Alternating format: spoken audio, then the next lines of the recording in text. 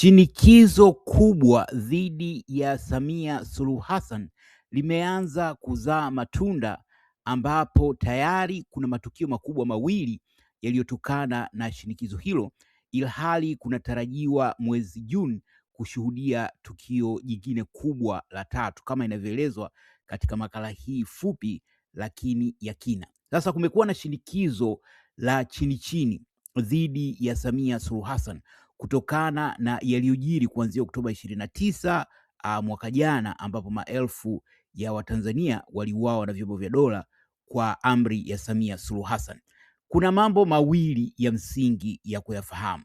Moja ni kwamba lugha inayotumiwa na Samia mwenyewe pamoja na serikali yake inaonyesha kiburi, inaonyesha kujiamini, inaonyesha kutojali, lakini nyuma ya hayo kuna panic, kuna mtafaruku, kuna sintofahamu kubwa ambayo inaendelea ndani ya serikali kwa Samia mwenyewe pamoja na kwa wasaidizi wake. Hilo moja. Lakini upande wa pili, wakati mashinikizo mbalimbali yamekuwa yakisikika juu juu, ikiwa ni pamoja na kutoka katika nchi za magharibi, hususan Marekani, ambayo majuzi tu hapa kumetangazwa kwamba maseneta wawili wamewasilisha muswada wa kuitaka nchi hiyo itathmini upya uhusiano wake na Tanzania. Lakini pia Umoja wa Ulaya na baadhi ya nchi nyingine zimekuwa zikifanya mashinikizo, lakini haya yamekuwa hayapati kusikika kwa wingi. Kwa sababu gani?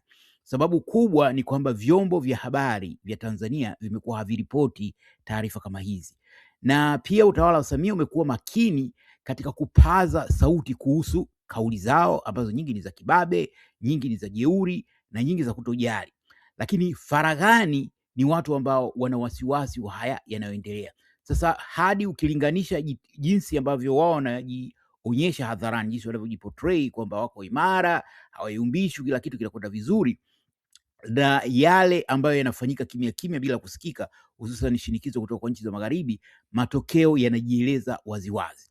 Kwa hiyo kuna matukio makubwa matatu.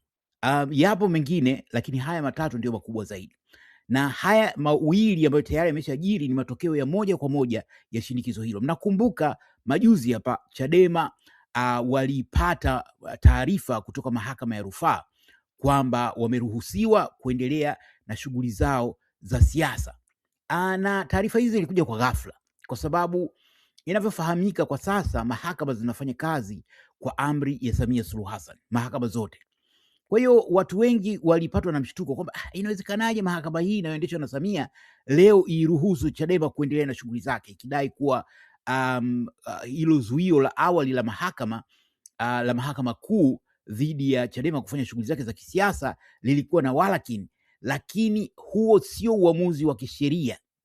Ni uamuzi wa kisheria, lakini shuti upate ridhaa ya Samia. Na Jasusi TV iliweka makala hapa kueleza kwamba kuna sintofahamu kubwa kwamba kwa nini mahakama imetoa uamuzi wa kuipendelea Chadema, mahakama ya rufaa, ilhali inafahamika kwamba mahakama hiyo inafanya kazi kwa maelekezo rasmi ya Samia Suluhu Hassan. Sasa jawabu limefahamika kwamba hata hilo la Chadema kuruhusiwa kufanya shughuli zake za siasa ni matokeo ya mashinikizo mbalimbali. Maana nikisema shinikizo ni moja, mashinikizo mbalimbali kutoka nchi za magharibi, na mashinikizo haya yameanza kufanya kazi. Kwa hiyo hilo lilikuwa moja, lakini la pili ni hili lililotokea muda mfupi uliopita, ambapo kesi iliyokuwa ikikabili Chadema, kesi ya mgawanyo wa mali ambayo ilifunguliwa na viongozi wa zamani wa chama hicho kutoka Zanzibar, wakidai kuwa chama hicho kimekuwa kikibagua Zanzibar katika mgawanyo wa rasilimali zake.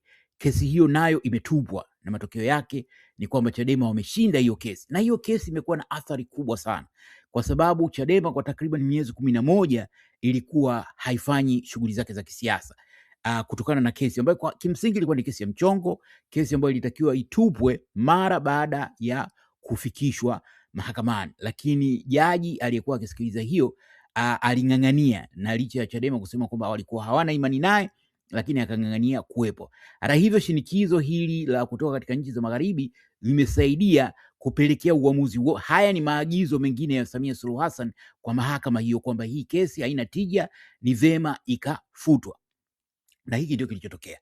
La tatu ni kubwa.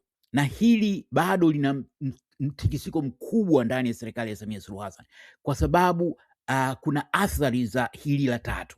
Hili linatarajiwa kutokea mwezi wa sita. Jasusi TV imeeleza hapa awali kwamba kuna uwezekano mkubwa wa mwenyekiti wa taifa wa Chama cha Demokrasia na Maendeleo Chadema, Mheshimiwa Tundu Antipas Lissu kuachiwa mwezi wa sita, na pengine wengine wenu mtakuwa umesikia haya maongezi huko kwenye mitandao ya kijamii kwamba inatarajiwa, na wengine wanakwenda mbali na kutaja tarehe kwamba kufikia tarehe 11 ya mwezi wa sita Mheshimiwa Lissu anatarajiwa kuachiwa huru. Endapo itakuwa ni tarehe 11 au itakuwa ni mbele zaidi ya hapo au itakuwa ni kabla, hilo ni swala la kusubiri muda, lakini hili linatarajiwa kutokea, na hili nalo ni matokeo ya mashinikizo haya kutoka katika nchi za magharibi. Na katika mashinikizo haya ambalo linawasumbua zaidi ni hili shinikizo la muswada uliowasilishwa katika bunge la Marekani. Muswada huu umewasilishwa na maseneta wawili, mmoja ni Ted Cruz na mwingine ni seneta Shaheen. Muswada huu athari zake sio tu kwa Tanzania, na hili la athari kwa Tanzania haliwasumbui hao watu kwa sababu ni watu ambao wanajali maslahi yao binafsi. Tatizo la muswada huu, na pengine wengi hamjafanikiwa kuona au kusikia kilichomo ndani, Jasusi TV itafanya jitihada ya kuwasilisha angalau kipengele kimoja cha muhimu ambacho ndio kinawanyima usingizi Samia na wasaidizi wake. Kipengele hiki kinataja bayana watu ambao wanapaswa kuchukuliwa hatua, na katika watu hao moja kwa moja Samia anahusika, lakini viongozi mbalimbali ambao walishiriki katika maamuzi kuhusiana na yaliyojiri kuanzia Oktoba 29. Ndani hapo kuna mkuu wa jeshi la polisi, kuna mkurugenzi mkuu wa idara ya usalama wa taifa, kuna mkuu wa majeshi, mwanasheria mkuu na mawaziri mbalimbali ambao moja kwa moja walihusika na maamuzi yaliyopelekea mauaji ya maelfu ya Watanzania. Hili linawapa shida kwa maana mswada huo ukipita unakuwa sheria, na katika utekelezaji wa sheria Marekani ina mkono mrefu. Sasa kikubwa kinachowapa hofu hawa sio kuhusu labda watazuiwa kuingia Marekani kama iliyotokea juzi, na hapa kuna makala ilieleza kuhusu Mafwele kwamba yeye wasiwasi wake sio kuto kuingia Marekani kwa sababu hana mpango wa kwenda Marekani. Hata Bashite kazuiwa kwenda Marekani, haimsumbui. Wasiwasi mkubwa wa hawa ni mali zao. Marekani ana uwezo wa kuweka shinikizo kwa washirika wake, na washirika wake ni pamoja na nchi za Uarabuni, kwa mfano Dubai huko ambako hawa mafisadi wameficha mabilioni ya fedha walizoiba kwa Watanzania, huko Afrika Kusini na nchi nyingine. Marekani wana uwezo wa kushinikiza nchi husika ambazo hawa mafisadi wameficha pesa zao na kutaifisha, sio fedha tu, hata mali, kwa sababu tunaambia huko Dubai watu wamenunua majumba na mali mbalimbali. Kwa hiyo Marekani wana uwezo, lakini wana uwezo wa kutumia taasisi mbalimbali hata zilizo ndani ya Tanzania kuhakikisha kuwa haki wanayodai inapatikana. Hili linawanyima usingizi hawa watu, na ndio maana huku hadharani wakiendelea kudai kwamba hakuna, sisi ni taifa huru. Nadhani mmesikia zaidi yaliongelewa juzi bungeni hapa. Bungeni kumekuwa na maneno mengi sana kwamba sisi ni taifa huru, au Marekani sio. Wengine wamekwenda mbali mpaka wametumia machawa viongozi wa dini kusema Marekani inapaswa iombe radhi, sio Marekani iwekewe vikwazo. Hawa watu wanaotembeza bakuli kila siku wanaenda kuiwekea vikwazo Marekani. Vikwazo gani? Kwa hiyo ni jitihada tu za kutengeneza. Hizi jitihada zinazofanyika ni za ndani ya nchi, na ndio maana juzi Wizara ya Mambo ya Nje imechapisha waraka. Waziri husika Kombo amekwenda bungeni, ameongea vitu vichafu sana, ameongea vitu vya ajabu sana, vingi ni vya uongo, akidai kwamba alivyokwenda nje sijui kajaribu kufanya hiki. Sasa kwa sababu wabunge wenyewe ni watu wa kuelezwa chochote na kukubali na kupigia makofi, ilikuwa sawa, lakini maneno aliyoongea ni machafu na yana athari. Sasa baada ya kuongea maneno hayo, na kwa sababu watu wameyafuatilia na kuyaweka mtandaoni, sio tu kuyaweka mtandaoni, wameitagi Jumuiya ya Ulaya, wameitagi taasisi mbalimbali za Marekani. Walivyoona hali iko hivyo, hiyo wizara husika haraka ikakurupuka na kudai kwamba kuna upotoshaji unafanywa. Hayo yanayodaiwa kusemwa bungeni hayajasemwa, lakini nyote ni mashuhuda mliofuatilia clips mbalimbali zikimuonyesha Waziri Kombo pamoja na wabunge mbalimbali wakiongea maneno ya hovyo kabisa huko bungeni.